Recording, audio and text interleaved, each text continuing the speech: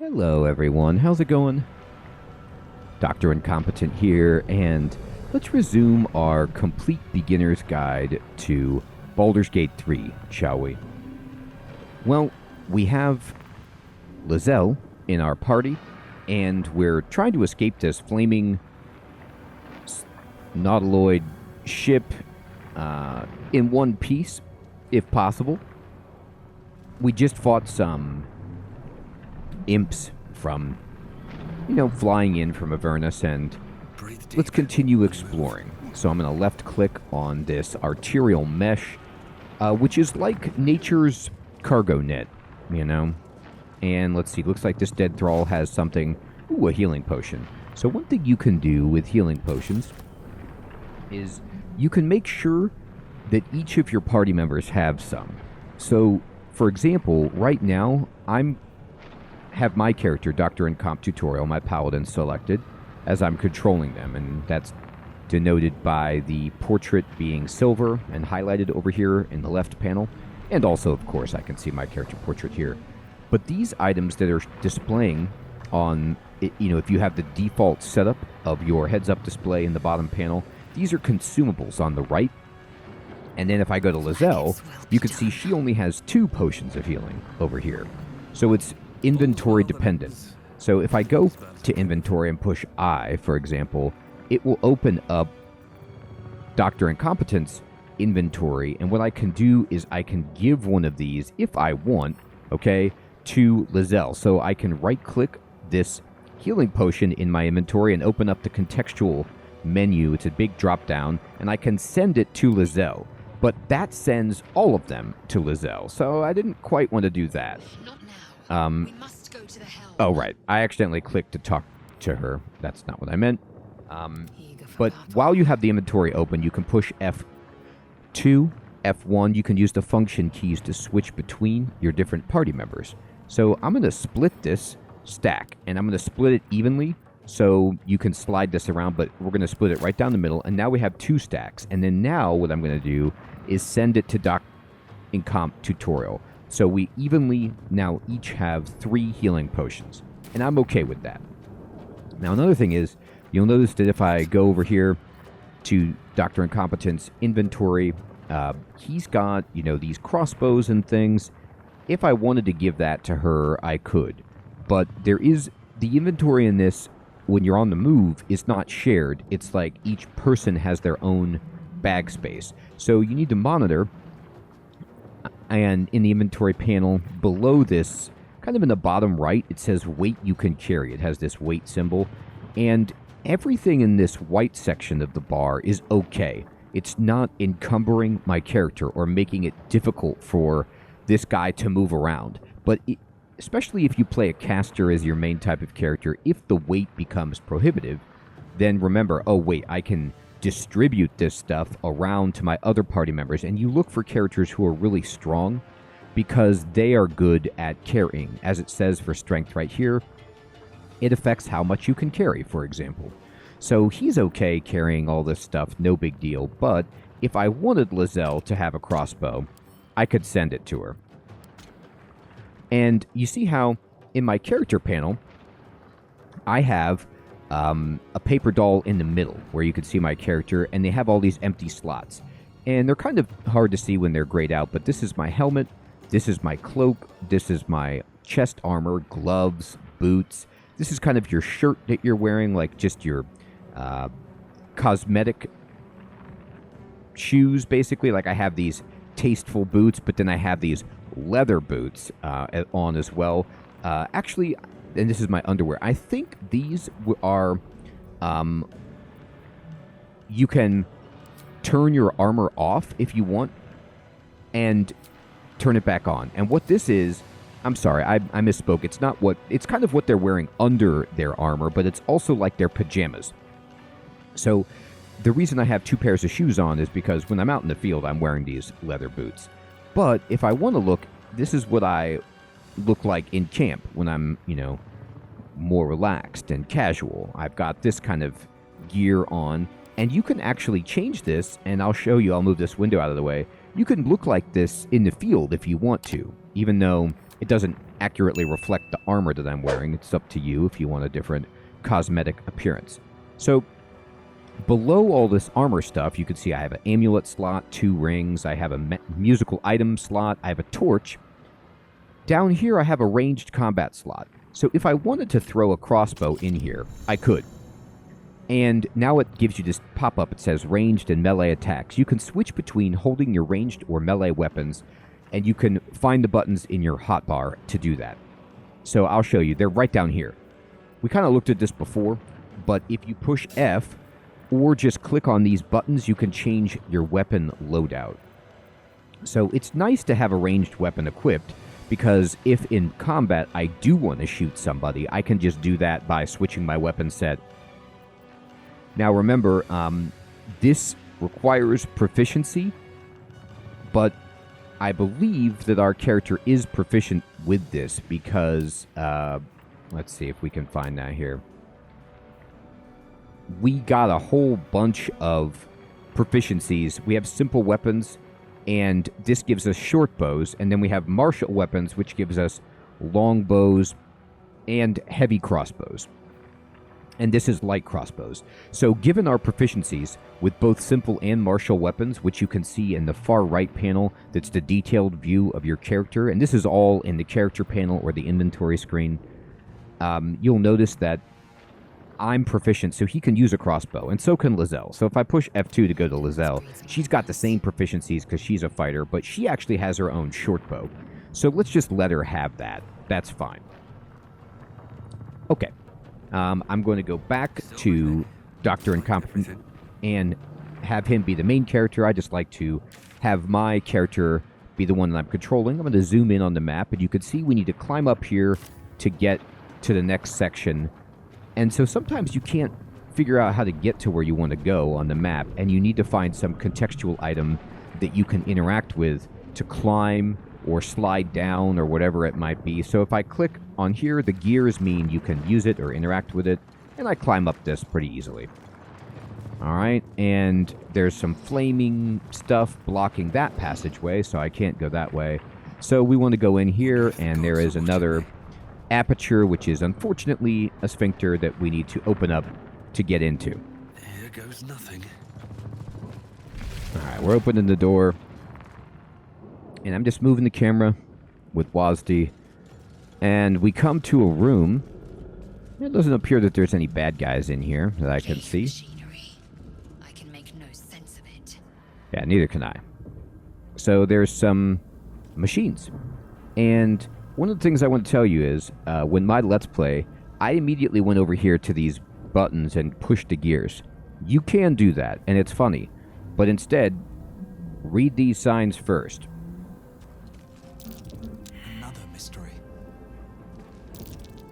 Now you're rolling Arcana, and now I notice how my character, I just rolled to see if I could decipher what these said. This one says Annihilate, so we should not push that button. But I don't know what these two do because I failed my check. So I could push it and just have fun and see what it does, or I could just leave it alone. Now these poor people are sacrificed cultists. So I don't know what to make of it, and it's up to you. Do you want to have fun and just get wild and see if these buttons, like, explode them or do something good or bad? Or do you want to just leave it alone? In my case, because I failed my checks, I'm just going to say discretion is the better part of valor here and just be like, I don't know what that does. Now, I can hear somebody yelling, and so, there is somebody talking in this Mind Flayer pod over here. So that's definitely something that we want to help out with. However, I want to try to see as much of this as I can. In your mind, a brain, a Githyanki warrior, and centuries of darkness. Okay. And that is locked. This elaborate reliquary, you can see how it has a padlock symbol. That means that it's locked. I can't open it. If I click on it, it's locked. I would need thieves' tools or a key to open this up, and I don't have that. So instead, there's a necklace, which Don't know what that does. And there's a dark mind, which I also don't know what that does. I can push I to go in my inventory, and I can see I found this necklace. And it looks like it's just something I can sell. It's worth 20 gold. And then this is a humanoid brain. No idea why you'd want that. It's actually kind of heavy. It's 10 pounds. So you can use that or not use that. All right. Now let's see. There's a backpack over here on the ground. See what's going on here. There is a gem and some gold. Well, that's cool. Now this nautiloid tank, you see how you got to be very careful with left clicking in this game, because sometimes you're like, oh, I'm going to go use it. If this shows up with your character, the ghosted silhouette, and then the sword symbol with the 2-hit, that means he's going to go pull out his hammer and try to smash this thing. So that's not really what I want. I can right click on it and I can see if, like, do I want to pick this thing up? Do I want to examine it? Yeah, I'll examine it. And it's a 50-pound tank. So I don't really want to pick it up. And I don't want to break it because I'm worried it will explode or something. So let's talk to this lady here. You! Get me out of this damn thing! We have no time for stragglers. I don't think she's straggling. She's stuck. Look for a latch that might open the lid. Construction is too alien. Nothing looks familiar. Oh my This god. ship is crashing. Do you intend to die for a stranger? Well, you're a stranger. I'll look around. There must be some way to get this open. They did something to it when they sealed me in. Okay. Hurry! Please! Alright. Yeah, I'll try this. This looks good. I can easily break it.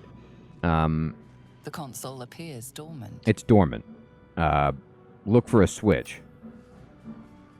Okay. Hit it or leave.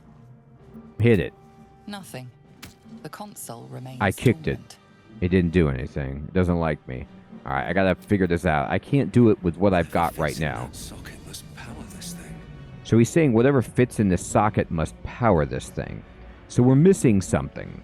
We need something. So let's look at the map. There is somebody here. I can also go this way or down this way. So there's some other ways that I could go to try to figure out, can I find what's missing from the socket? Now I'm holding down Alt. I'm just looking around. And is this the way that I came from? Yes. So that's where I came from. So I could go up this way or I could go over this way. Now, the quest says to go this way. So I'm going to kind of go away from that just temporarily, because I'm going to see if there's anything off to the side that I can find to help out. Oh my god, what is that? It's an intellect devourer. That doesn't look good. Is it going to fight me? Very well. Can I talk to it? It just said I'm beautiful. Okay, sure. Thank you. I needed that. I'll take the compliment. All right, there's a dead thrall here. Look at this. A golden key. Okay, so this might open the reliquary, or something else, but we're definitely going to take it. You see the orange box around it, meaning like this is kind of, potentially a special item or a quest item. Inventory container. Certain items such as keys, ingredients, and camp supplies are stored into handy containers in your inventory. So, for example, if I push I, you can see I have this key ring that just holds all the keys, so you don't need to worry about them cluttering up your inventory. You also have an alchemical pouch, and then you have a camp supply sack. So there are certain, organizational tools that you get. How many hosts of these gay infected? Okay. That's not good. There's a bunch of chairs. There's a dead thrall. There's a slave mine. There's whatever this is. Let's look at the sign. What does this say? Could mean anything. We don't know what it means. All right, let's go check this. We got a rune, a candle, and some money. Okay. This might unlock those controls next to the pod. Oh. This rune maybe is what will help us... we got some healing potions. If I open up my journal, so this one right here, rescue the Illithid's captive, the new quest that we got for the woman who's stuck in the pod, it says we encountered a survivor and then we found a rune. it may help us to rescue the captive half-elf. So we could try to use this rune to see if it'll power up the terminal and save Shadowheart within. Should I put my hand on it? Again, I couldn't read it, so I'm not going to mess with it. I don't know, like, my character is, you know, a lawful good paladin. Oh, by the way, I pushed tab. This is the party screen where you can kind of quickly see your people, their inventories in a small version, and slide, drag and drop things between them. You can see what they're equipped with and stuff. So this is really useful instead of like the larger by pushing I, getting to this screen where you can see more detailed information and then using the function keys to switch between your party members or clicking over here. That party screen is great for just seeing everybody at a glance if you're interested. But as a lawful good paladin, I'm not going to mess with like this evil machinery unless I know for sure what it's going to do. So I'm going to just kind of leave that be, and I'm still going to try to save her with this rune that I got. And let's see if this helps. The console appears dormant. It appears dormant, but I got the rune. Insert the rune. The console hums to life. All right. Now, I could use my Arcana to take a closer look, and if I mouse over Arcana, you see I get a -1. I'm not very good at this, but we could try it anyway and just hope that we roll really big. We rolled really bad, so we're like, I don't know what it does. It looks like a big brain. Nothing in the appearance of the device betrays its purpose. It could do anything. Oh, come on. Betray your purpose. All right, I'm taking the shot in the dark to save this lady. The reason, like, I'm just going to rationalize this RP-wise, role-playing-wise, that I'm not touching the other things is because the other people who are in the pods or on the machines, they're not speaking. So I don't know if they're dead. I don't know what's going on. This lady is like, get me out. So because she's like actively alive, I'm going to be a little bit riskier in her intervention. Suddenly, you feel a hideous squirming in your head. The parasite. Then discomfort fades, and another sensation washes over you. Connection. Authority. Okay, so I'm going to tell you something. That we have that tadpole in our brain. And sometimes things might happen with us where we get to make these special illicit story. It says being implanted with a mind flare tadpole is a fate worse than death, isn't it? Wisdom, which is our wisdom stat, ability score, and we can use this to try to open it, or I could ignore the sensation. Now I'm going to use this to open it because I feel like I have the magical power. Alright, so it's a difficulty class of 2. I could still fail this. I hope I don't. We did really well. So it's an all but sure thing. You have a 1 out of 20 or a 5% chance to critically fail that, but most of the time you're going to do it. You feel the biomechanical brain of the console process your command and yield to it. A shiver runs across your mind. You feel sated. All right. Whoa, she fell out. Okay. At last. Thought I was done for. You all right?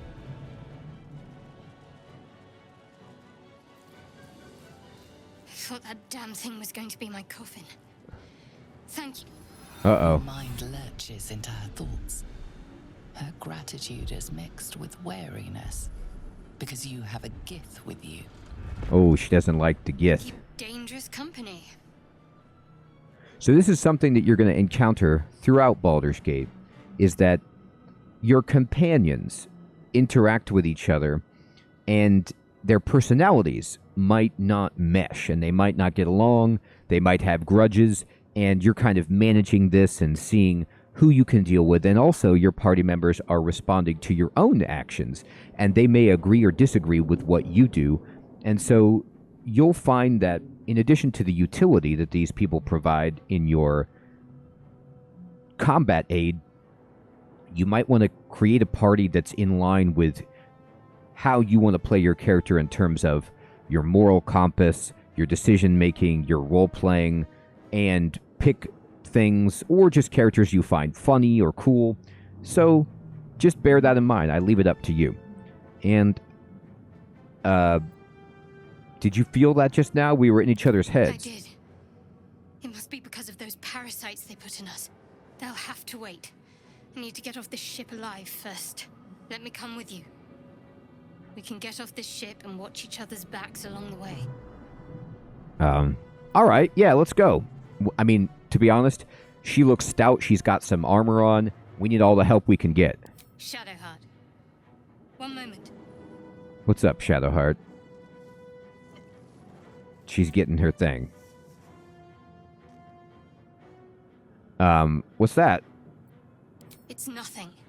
Trust me. Enough of this chatter. I can't. We need to get to the helm. Oh my Now. god. She's right. Lead on. So we got to get to the helm. We got to get out of here. And now we got a new party member. So you can see on the left, we have 3 people. Shadowheart is a level 1 cleric. So now we have a cleric, which in Dungeons and Dragons is a healer, but is also good at combat. And we have our pure fighter, Lizelle, who is amazing at combat. And then us, the kind of hybrid combat healer as well, the paladin. So we got a lot of healing, we got a lot of fighting, and these poor people are dazed. So I'm going to look at the map. We went in here. I didn't interact with this console because I failed my Arcana check, and we need to go this way to proceed along the quest line. So I will do that. We're going to go to the south, and there's a sphincter. So you'll see that the party is just kind of following me where I go. I'm going to push F5. F5 is your friend in this game because it auto-saves the game. So I auto-saved it. Seems simple enough. I always do this. If I'm going to go into a new room, if I'm going to go to a new place, I auto-save it because I don't know what's going to happen. And it could be terrible, and I need to load my game. All right, so we're going to go through. And you can see there's some fire right here. Don't step on it. This thing will heal you if you need to get healed. What are these aquariums? Odd things. Oh, what plane there? Cerebral aquariums. I've got some of those in my bedroom. Now, I don't need any healing. We're all good, so I'm going to walk over here. Be careful not to go into the fire. Once inside, do as I say. Uh, Who put you in charge? yeah. I'll trust my own judgment. Yeah. Cane yank. I don't know what that means. I'm sure it's a compliment. It means, like, most beloved and esteemed guest. Alright. We open it up. And, oh my goodness. There's a big boy demon fighting a mind flayer. That demon's gone. And now it's mind flayer versus little demons. That one's gone. That one's fighting. Connect the nerves of the transponder. We must escape. Now. Do it. We will deal with the Geich after we escape. Okay, so now we're in a big battle. Nothing we could do. Oh boy, that was a massive hit. All right. So, Things falling fast. Got to right it. what just happened? All kinds of things. We're in a big, giant battle, and we rolled our initiative, and unlike last time, the enemy beat us. So that, like, Hell Pig got to go before us, and you saw the Mind Flayer and the Demon also went before us. Their portraits in the upper center, Commander Zulk, Mind Flayer, and Lesser Hellsboar, they already went, so they're kind of grayed out. Now it's our turn, and it's on Shadowheart, but I can freely switch between any of us in the party because we get to kind of go simultaneously and do our things. Now, before you do anything in this battle, pay attention to how on the right side of the screen it says, reach the transponder before the nautiloid crashes. And you have 15 turns to do that. The transponder is over here. It's marked as the quest icon, and it's this. So you need to get to here. Now, the camera can't move any further away from our character because it's limited you can't just look where you're not. Now, there was a tooltip that came up to talk about disengaging.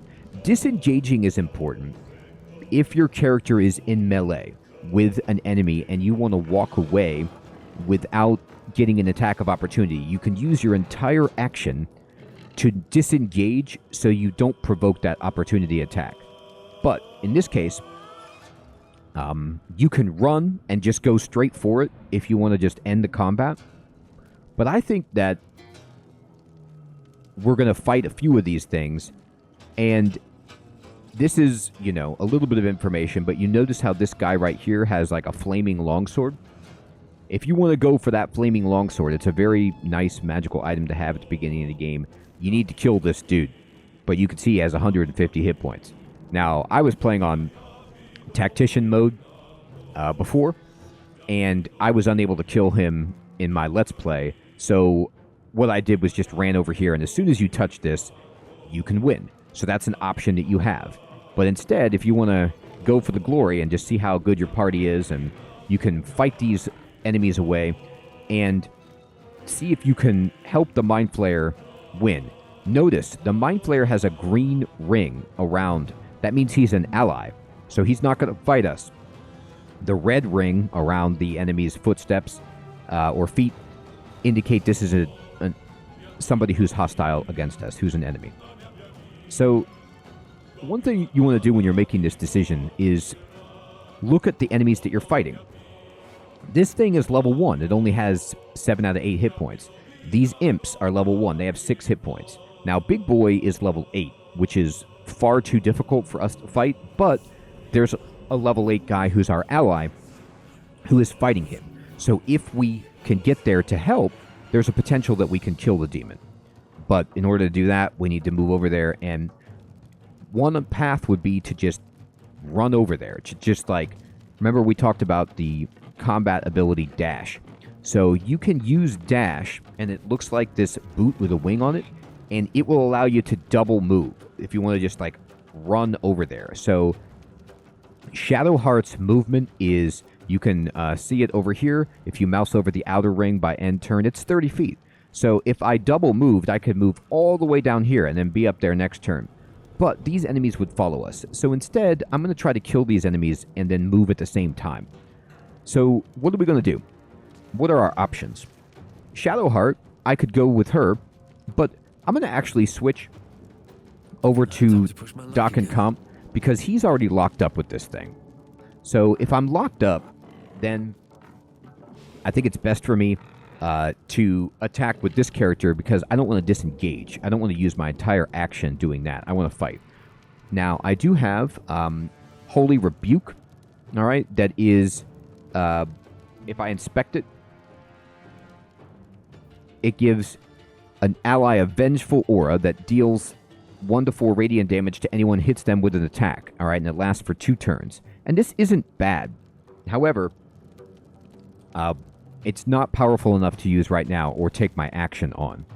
So instead, I want to hit this guy. I have a 75% chance to hit this dude.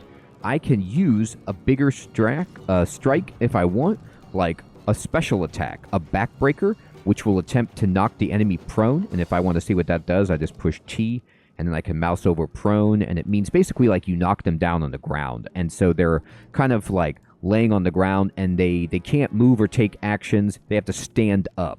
And it's a great way to like annihilate something. So if you want to do that, but I think we could kill this guy, you know, pretty readily. Like, we are doing 4 to 11 damage to this thing, and it only has 7 hit points left. So I'm not too worried about it. I could do a piercing shot if I want to shoot it, you know. With our crossbow, I don't.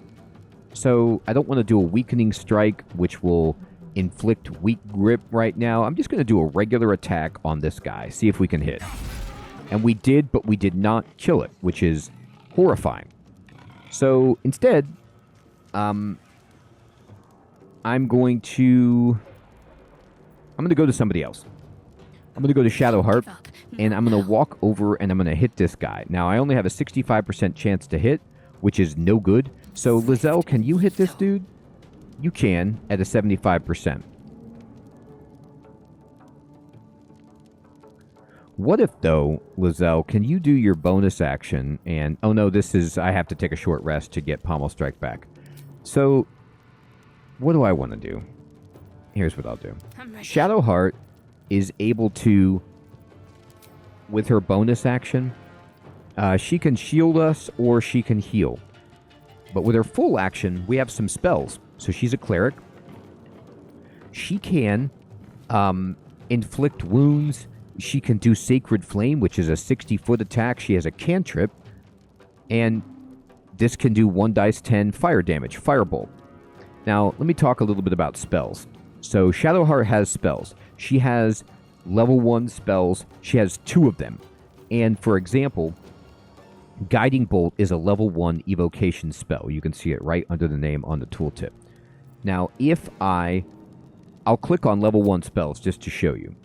Any of these are level 1 spells, and as a cleric, I'm going to get 2 of these until I rest, basically. So if I use these up, I won't get to use these anymore. I can cast any of these twice. I could cast, Charm Person and Guiding Bolt, or I could cast Guiding Bolt twice if I wanted to. Now, beyond that, she also has what are called cantrips. Cantrips, every spellcaster has these, and these are something that you can do indefinitely, but they are usually weaker. So I could use this as much as I want as an action. It doesn't run out, but it's not as strong generally as my spells that take a slot. So what do I want to do? Do I want to hit for 65? Or if I tried to do Firebolt, I'd only have 36% chance, Guiding Bolt, only 56% chance, and it's because the target is too close. I have a 95% chance to blast this thing right there. So what I'm going to do instead is I'm going to push Escape to cancel that. And I'm going to move her up to the full extent of her range over here. Onward. And then I'm going to use Guiding Bolt on this guy, but he's too close. So what if I do it to this dude? Dead. So now it's us right here.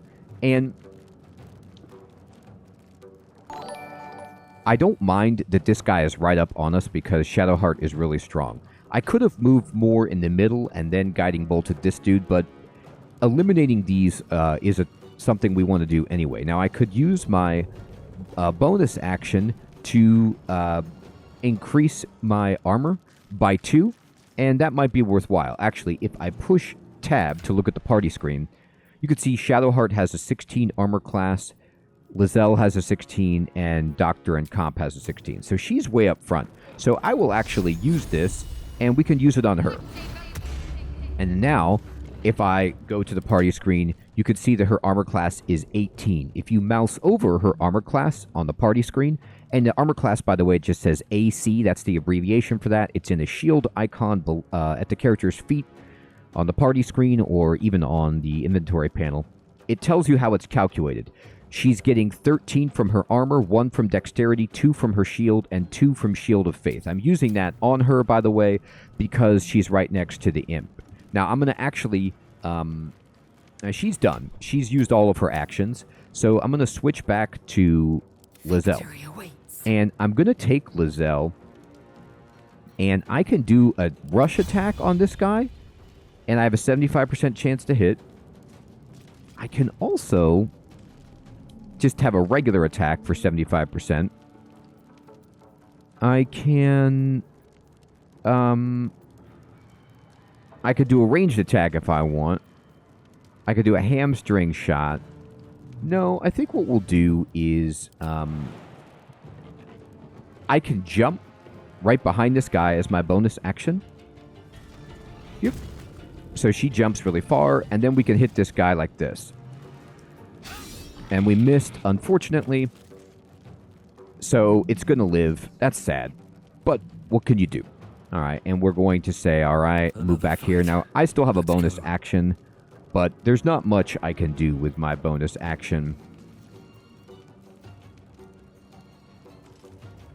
So I'll just end the turn. And I'm going to end the turn. And you end the turn with each of your characters. Now, I will tell you, even though this hourglass appears that says end the turn. If I made a mistake, I can still go back to Dr. Incompetent, and I can cancel end turn by clicking this X that says cancel end turn in this kind of large box, and I could be like, no, wait, I actually want to do something. You can't do that once you end it with all of your party members, but if you do want to go back, you have that option. I'm going to end the turn. Now, they're going to come and try to hit us. They're using a ranged attack. So this guy got stunned, and now I can go fight this guy, but instead, I'm going to actually use... I have no level 1 spells left. I'm going to move... I could do radiant damage to this guy. I'm going to move up as far as she can. Like right around here. And what's my best chance to hit? I can do... Firebolt, but this guy doesn't care about fire. If you right-click on this guy and examine him, you can see that he's extremely resistant against fire damage. But he is being threatened. So what this means is, if someone has an enemy close to them, they are threatened, and they have a disadvantage on ranged attack rolls. So we actually have an advantage to hit this guy. So like if I try to do Sacred Flame, I, get a better chance to hit him, but he's hard to hit anyway because he's 8th level and I'm 1st level. But I'm going to try it. Go for it. And he saved against it. So, okay, fine. And then I'm going to go ahead and just push spacebar to switch to the next character. That ended her turn, by the way.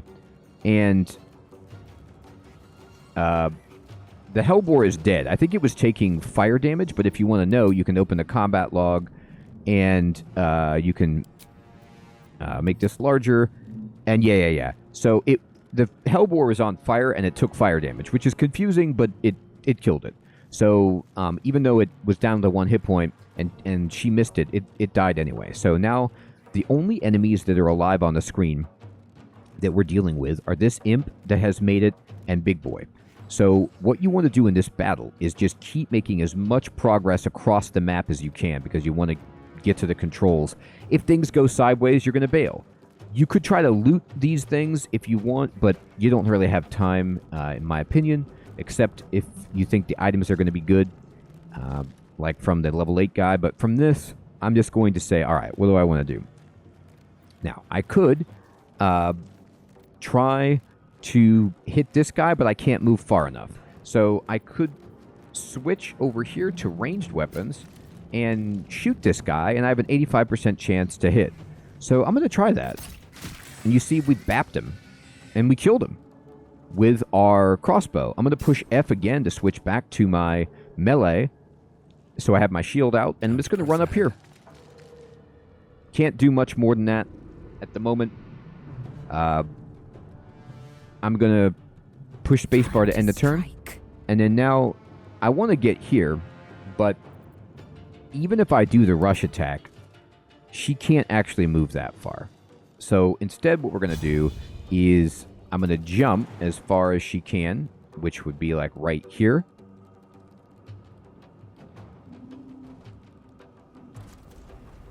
All right. And then if I move, I can't move that far. We can't rush, but we can get really close. So instead, we're going to go ahead and just take a ranged attack. Now, you don't even have to like switch to your ranged weapon. You can just click ranged attack and then they'll automatically do it. And we can fire right in there. When you're firing, hey, we hit it for 3. Your attack was resisted and the entity took half damage. So it has like physical resist. It's not affected by that. It's not a magical attack. It's just a regular thing. This guy is powerful, so he only took half damage. You can again right click, examine, and you can see that like this guy has resistances. For example, he takes half damage from non-magical attacks from slashing, piercing, and bludgeoning. So that's a problem. But you can see this guy's getting pretty hurt. Now, in Baldur's Gate, you don't have to worry about firing through your allies.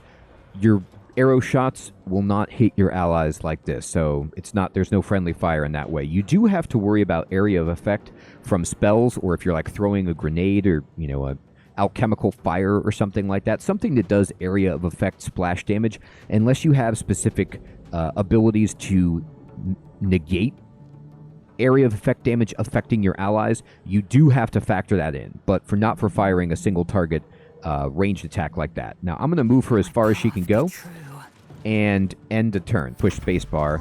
And he tried to attack the Mind Flayer, but he missed. And he's like, leave him to me. I'll take him. Ignore the devil. We must take the transponder. Right. So they keep telling us to just go to the transponder, and we should do that. But what if, we could do a little bit of both, right? So I'm going to walk over here, and I'm going to have her attempt to Sacred Flame again. And he saved against it, so that's a shame. But we can loot this, and hey, look at that. Free gem. Take it. Okay, not enough movement to do anything else. I'll end the turn. Alright, it's my Paladin's turn, and so what I'm going to do is I'm going to double move. I'm going to click dash, and we're going to dash, and when you use dash, you have to actually target yourself and use it again, or just click to use it again, and then now when I move, you can see I can move, much further. I can move 60 feet, so I can be like, go all the way over here. My feet. And, here, jump down here, and then move as far as you can. Go there. Alright, so now my Paladin is, really far. Good. Again, I'm trying to get to the transponder, but if we can take some ranged attacks and help against that dude, then great. I'm going to push spacebar. Now, if I were to go to a melee attack, she has a 40% chance to hit, which isn't bad. But I don't want her getting hit by Big Boy. I don't want him to turn on us. So I'm okay with just having Lizelle, move up here as far as she can go. And then just snap off some kind of ranged attack on this guy. Try it. And she missed. Okay, and we'll end the turn. So Lizelle is actually hurt. She got hit by the flame bolt from the imp, but not much. Alright. Now, in this case,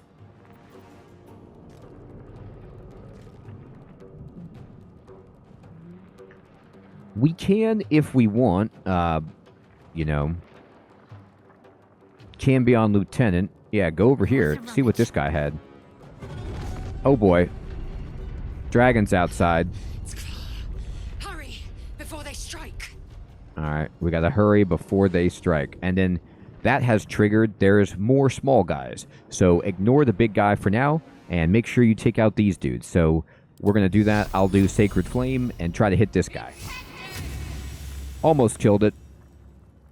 I'm gonna move up. Spacebar. Comes easy these days. And what do we want to do?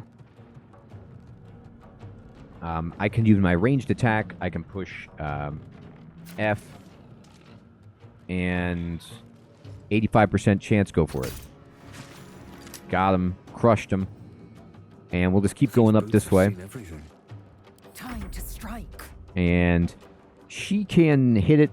But you'll notice how I have disadvantage in this situation. And the reason I'm getting disadvantage right now is because it's too far away. It says target outside normal range. So if instead of firing now, if I move her up and then fire, it's 85% chance.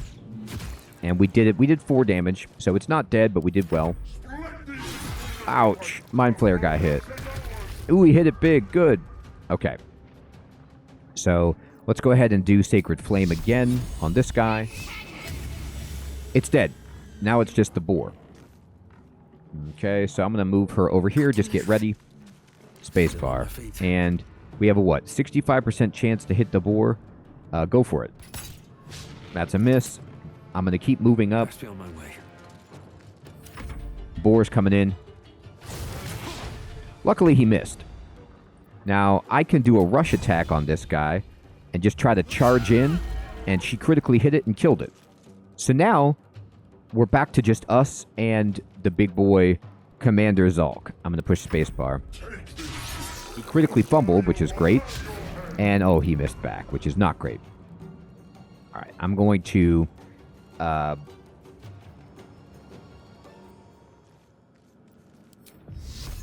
Sacred Flame.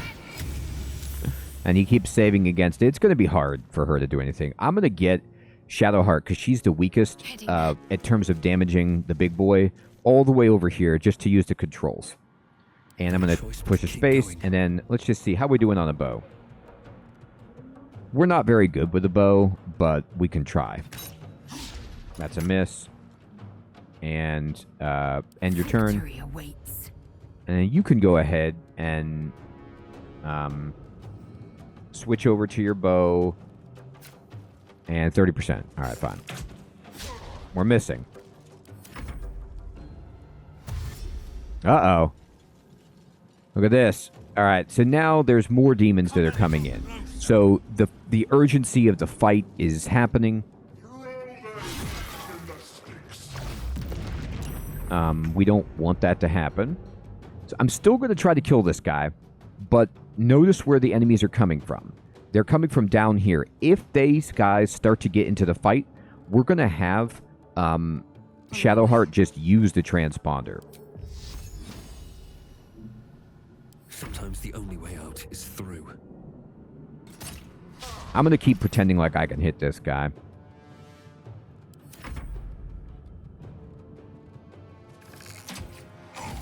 Hey, we got a crit. That helps. Take that. Uh-oh, they're dashing. They're double moving. So they're going to get here pretty soon.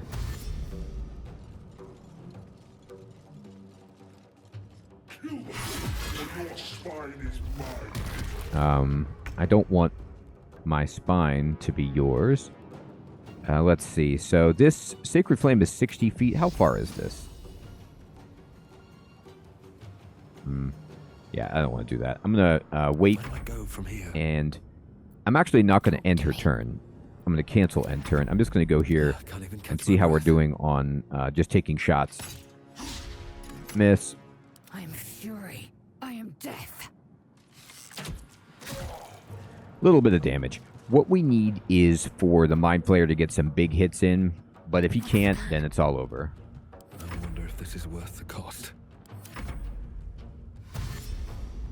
Remember, we can leave at any time if we touch the controls. As soon as anybody touches the controls, we're out of here. I'm only doing this to see if we have a chance.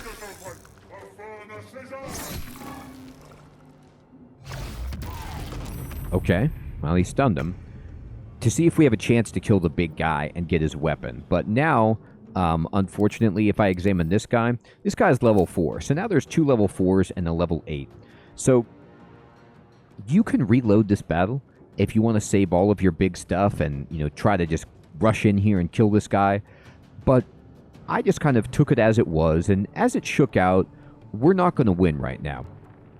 The Mind Flayer guy is kind of like tanking that dude for us, so I'm just going to have... I mean, I could shoot if I want. Like, I could just have my guy just... We get an advantage because he's stunned. But even then, we missed, which is sad. And we could try again. And we missed. Yeah, that's a good sign. Let's go ahead and use this. The helm's alien transponder. You've made it in time.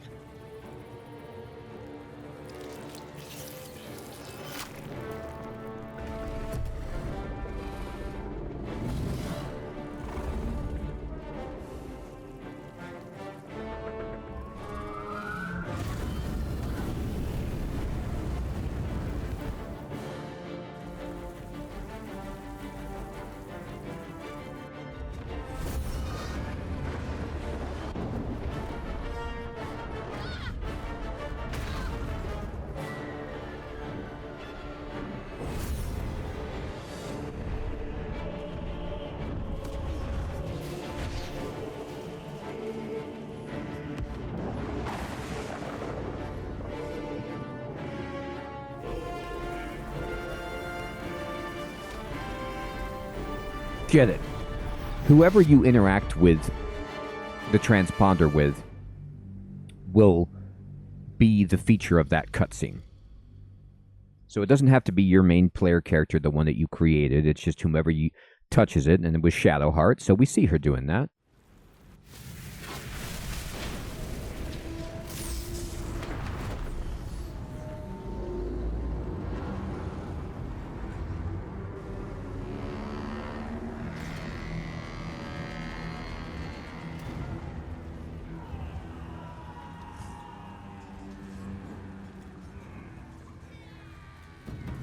Many different groups of people are doing their thing. And they see, you know, octopus snail ship. Flaming, teleporting in, falling from the sky.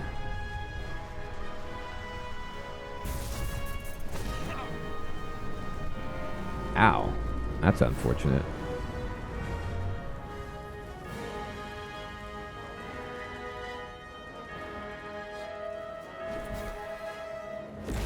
Whoa.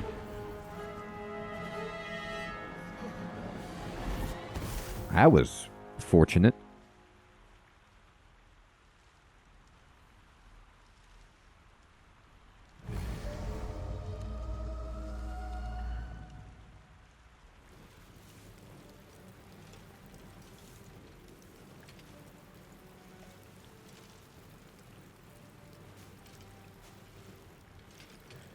And now we wake up. As you wake, the tadpole squirms in your skull. That's uncomfortable. Am I hurt? Other than the infection, you're more or less intact. A miracle, given everything you've been through. It's But a it'll all miracle. be for nothing if you don't find help soon. The tadpole is a death sentence, and the clock is ticking. You need a cure. I need a cure. All right. So, here we are. You'll notice immediately we have a new quest, Find a Cure. We are on the Ravaged Beach, a new area, and nobody's in my party. I'm by myself. So if I push map, I don't know where I am. I have an indicator that Shadowheart is up here on my map, but other than that, yeah, you can see her actually laying down on the ground. I've lost Lizelle. I don't know where people are, and I'm in a strange region that I'm not familiar with. Everyone, this is a great place to end this second episode. We have escaped the nautiloid ship, and escaping that ship allows us to open the game up. Now we're going to get to do so much more in the game. Quest, talk to NPCs, make decisions, explore, level up, find new gear, get into all the fun stuff. Once we're past that initial kind of like tutorial section, basically, there's still a lot of tutorial left to do as we're learning how to play the game. But it's very exciting, and I hope you're still finding this series to be useful and fun. If you have any questions about the game, please post those in the comments below. Thank you so much for watching, everyone. Take care.